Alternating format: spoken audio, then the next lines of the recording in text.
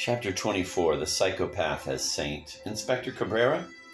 I stood in the doorway of my office at the sports club, surprised to see the young policeman sitting at my desk. I was expecting Mr. Crawford. He's difficult to find, sometimes here, sometimes there, but never in between. Cabrera adjusted the mouse beside my computer keyboard, scanned the menu, and scrolled through the membership list. His lips pursed almost in disapproval. The club is very popular, Mr. Prentice. So many new members in so little time. We've been lucky. Still, the facilities are excellent. Mrs. Shand has put a lot of money into the club. I waited for Cabrera to rise from my chair, but he seemed content to remain behind my desk, as if curious to see everything from my perspective. He turned in the swivel chair and gazed at the crowded tennis courts. Mrs. Shand is a fine businesswoman, Cabrera acknowledged. For years, the Residencia Costa Sol was asleep. And now suddenly, how could Mrs. Shand know when it would wake? Well, Inspector, Cabrera's aggressive gaze unsettled me, like his youthful face with its too obvious hint of intellectual thuggery. Business people have a feel for this sort of thing. They can read the psychology of a particular street corner or sidewalk. Can I help you, Inspector? I'm not sure when Mr. Crawford will be back. There's no problem with work permits, I hope. Our staff are all EC nationals. Cabrera raised himself slightly from my chair, trying to find in its geometry some clue to my own activities. He frowned at the monotonous sound of the tennis machine. No one is ever sure about Mr. Crawford, a tennis coach who has a machine to do his work for him. You at least remain in one place. My job is here, Inspector. I still sleep at the Club Nautico, but I'm moving my things to the Residencia this afternoon. Mrs. Shand has rented a villa for me, next door to Dr. Sanger, as it happens. I looked over the house yesterday afternoon. Good. Then we will know where you are. Cabrera's glance took in my smartly cut safari suit, run up for me by an Arab tailor in Puerto Banus. I wanted to ask if you had heard from your brother. My brother? Something unsettled me about Cabrera's loaded use of the term. Do you mean Frank? You have another brother in Spain? Not in Zarzuela jail? Of course not. I placed my hands on the desk, trying to steady the scene. I haven't had any recent messages from Frank. Mr. Hennessy and David Hamilton visit him every week. Good. Then he's not abandoned. Cabrera was still looking me up and down, trying to identify some unstated change in my appearance and manner. Tell me, Mr. Prentice, will you visit your brother before the trial? It's over 2 months away. Of course, Inspector. Perhaps I'll see him in a few days from now. I'm extremely busy here, as you know. I'm not just the manager of the club, but Mrs. Shand's agent in general. Her representative in limbo. Cabrera stood up and let me take my chair. He looked down at the packed bar tables and then sat on my desk, a deliberate territorial intrusion that shut off my view of the pool. Memories of seminars on sibling rivalry moved across his untrusting eyes. Still, not to see your brother since your meeting in Marbella. People might assume that you accept his guilt. Not at all. I'm convinced he's innocent. I spent weeks investigating the case, and I'm certain he didn't kill the Hollingers.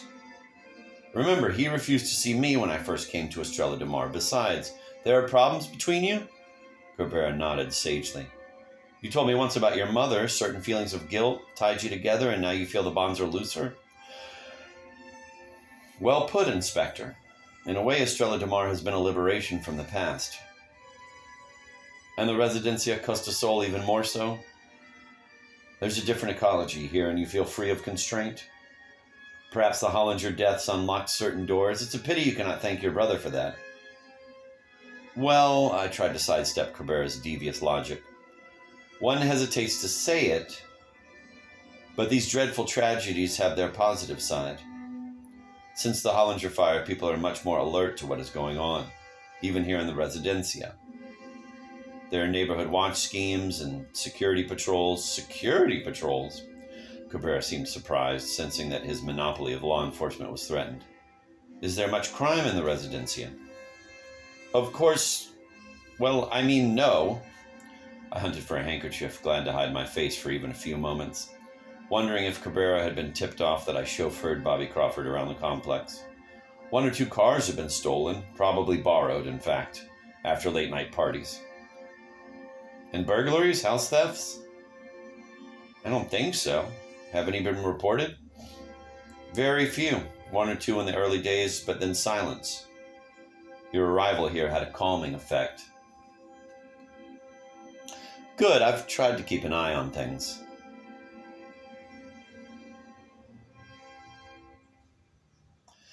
Yet my men tell me there's much evidence of burglary. Damage to cars, your brother's yacht burned in a spectacular way. Why should no one report these crimes? I can't say. The British are a self-reliant people, Inspector, living in a foreign country where few of them speak the language. They prefer to solve the crime problem themselves.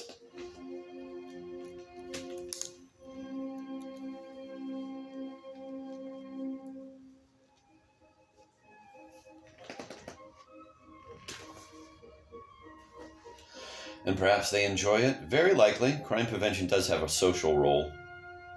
And crime also. You spend much time with Mr. Crawford? What is his position at the club? He's the chief tennis coach, the same post he held at the Club Nautico. Good. Cabrera moved his arms through the air as if scything the deep grass that grew invisibly around my desk. Perhaps he will give me a lesson. I have to ask him about certain matters. The burning of the speedboat at Estrella de Mar. The owners in Marbella have hired some investigators. There are other questions. Of a criminal nature? Perhaps. Mr. Crawford is a man of such energy. He touches everything with his excitement and sometimes leaves his fingerprints. I don't think you'll find his prints here, Inspector. I stood up with some relief as Cabrera moved towards the door. Mr. Crawford is not a selfish man. He would never take part in criminal activity for his own gain. Completely true. He has accounts with many banks and almost no money. But if not for his own gain, perhaps for the community's? Cabrera stood at the door, watching me with an almost overstudied show of sympathy. You defend him, Mr. Prentice, but think of your brother. Even if Estrella de Mar has set you free, you cannot stay here forever. One day you will go back to London, and you may again need that guilt you shared. Visit your brother before the trial. I waited by the main gates while the security guard logged the license number of the Citroën into his computer, and remembered my first arrival at Gibraltar and the border crossing in Spain. Whenever I left the Residencia, I seemed to cross a far more tangible frontier, as if the complex constituted a private kingdom with its own currencies of mind and meaning. As I turned onto the coast road, I could see the pueblos stretching along the shore toward Marbella, immobile as chalk tombs in their whiteness. By contrast, the Residencia Costa Sol had returned to life, to a realm of aroused emotions and woken dreams. But Cabrera had unnerved me, as if he had read the secret script that Crawford had written and was aware of the role assigned to me. I tried to calm myself by looking at the sea, at the long line of white-capped waves that rolled in from Africa. I had willfully forgotten Frank, pushing him in his absurd confession into a side corridor of my mind. In this new and more bracing era, I was free of the constraints that had hobbled me since childhood, and ready to face myself afresh without fear. The Corniche Road forked, the beachward arm running to the marina of Estrella de Mar and the waterfront bars and restaurants. I turned towards the Plaza Iglesias and climbed the steep avenue to the Club Nautico. Above me, the burnt-out shell of the Hollinger Mansion presided over the peninsula. A bonfire of private subpoenas had taken place among the charred timbers, a tinder blaze of those warrants we issue against ourselves, now never to be served and left to gather dust in their closed files.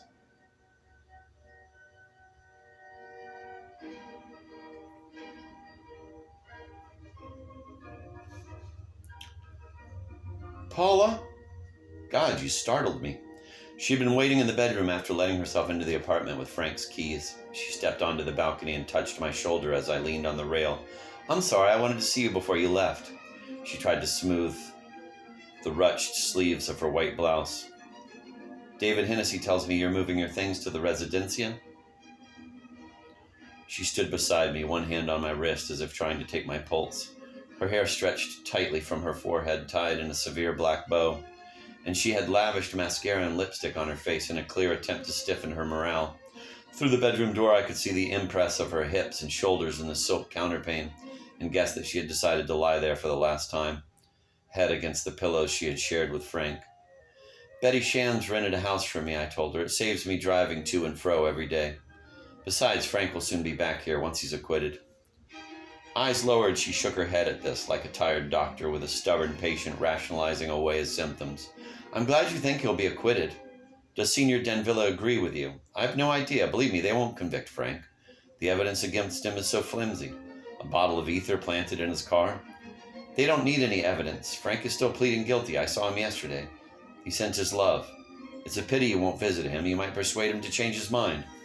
Paula, I turned and held her shoulders, trying to revive her.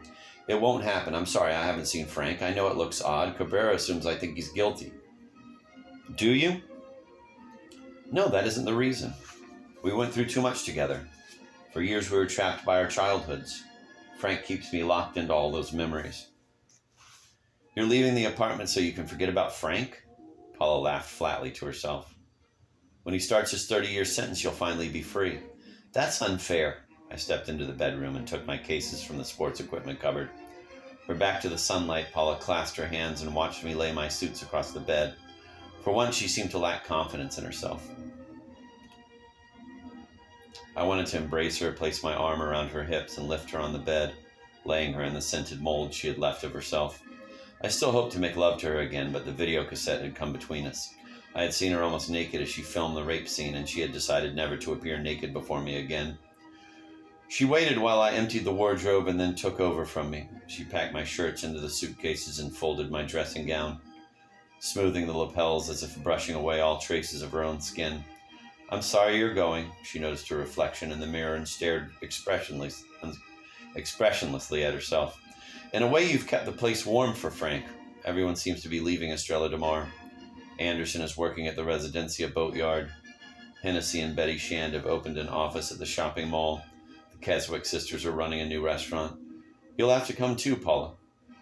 My patients at the Residencia don't need me as much as they did. No more insomnia, no migraines or depression. It's Estrella de Mar all over again. Even Bobby Crawford is gone. He's sublet his apartment for the rest of the summer. Hennessy claims that Cabrera is looking for him. There was an odd note of hope in her voice, emphasized by her offhand manner. Had she leaked some tidbit concerning Crawford's activities to the inspector? Information about the burning of the speedboat and the dealers outside the Club Nautico disco? He's staying undercover at the Residencia. There's some small problem over parking, I think. Bobby's always in such a rush. He forgets this isn't Spain in the 60s. When I move into the house, I'll be able to keep an eye on him. Really? You're completely under his spell. The combative sarcasm had returned. Charles, you're the last person to have any control over him. Not true. Besides, I don't want to control him. He's done an amazing job. He's brought the Residencia Costa Sol back to life. He's dangerous. Only at first sight. Some of the things he does are a little wild, but they're necessary to wake people up. Like shouting fire in a crowded theater? Paula stood next to the mirror, coolly appraising herself. He doesn't just shout fire, he burns down the stage in the dress circle. He's popular, Paula. Everyone likes him. People know he isn't out for himself. He's not making any money. He's simply a tennis pro. At first I thought he was some kind of gangster with his fingers in 100 criminal piles. Isn't he? No, I turned towards her, trying to distract her from her mirror image. The drugs, prostitution, gambling, they're a means to an end. Which is a living community, everything you take for granted at Estrella de Mar. The Residencia is stirring. There'll soon be an elected council and a mayor. You can feel a real civic pride being born for the first time. Bobby Crawford created all that himself. He's still dangerous. Rubbish. Think of him as a glorified entertainment officer, on board a cruise liner filled with mental retardees. He steals from a cabin here, sets fire to curtains there, lets off a stink bomb in the dining room, and suddenly the patients wake up. They start taking an interest in the voyage and the next port of call.